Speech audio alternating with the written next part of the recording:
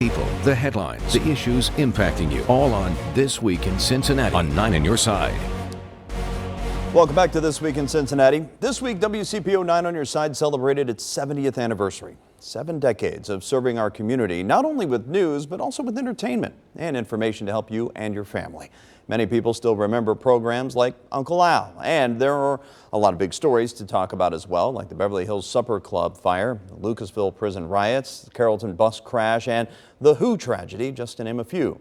In 70 years, WCPO has served this community from 3 separate buildings. Each was home to history that you've been a part of as a viewer.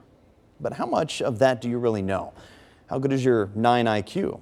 Well, we're relying on some of the secrets and the not-so-secrets to put you to the test. When it comes to the news op at 1720 Gilbert. And this is also the past site of the Natural History Museum. Who better to be our answer man than WCPO Vice President and General Manager Jeff Brogan? We got him talking about the beautiful arch right next to our building. Folks with a good 9 IQ. No, it's called Elsinore Castle or Tower, but We actually don't own that land there. Okay. A lot of people don't know that. They think it's our castle. it actually belongs to the Cincinnati Waterworks. It was a very ornate valve station and has long been a gateway to Eden Park. People take prom pictures there, wedding pictures. Another architectural feature that comes with a story, this wall of windows. And they specifically designed these as an element when we moved in this building in 2004 as a representative of what the future would be in television. That future included HD TV. A handy fact to build your 9 IQ. Each panel of glass in the front window wall is 16 by 9, the aspect ratio of a high-definition television. If we had been thinking old school, our windows It would might be have looked squared, like this. Squared like this. Speaking of old school, Jeff took us on a field trip up a steep hill on Sim Street to where it all started.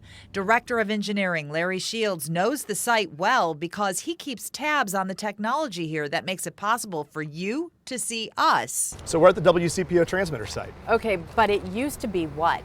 Well, when we first started, our studio and transmitter were all at the same place. Yes, this is the footprint of the place where Uncle Al originally worked. See you in a second. Ouch!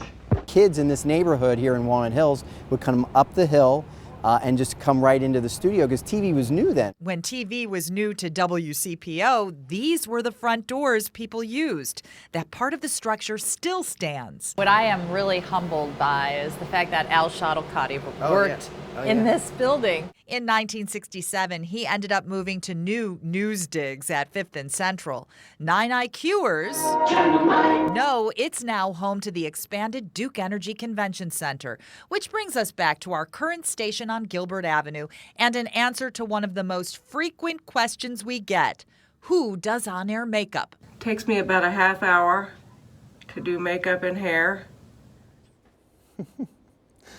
Thank you so much to Kristen Hartman for bringing us that story. On Thursday, we brought you an hour-long special on the past 70 years at WCPO. If you missed it, you can still catch it online on WCPO.com, also on our Apple TV, Roku, other streaming devices as well.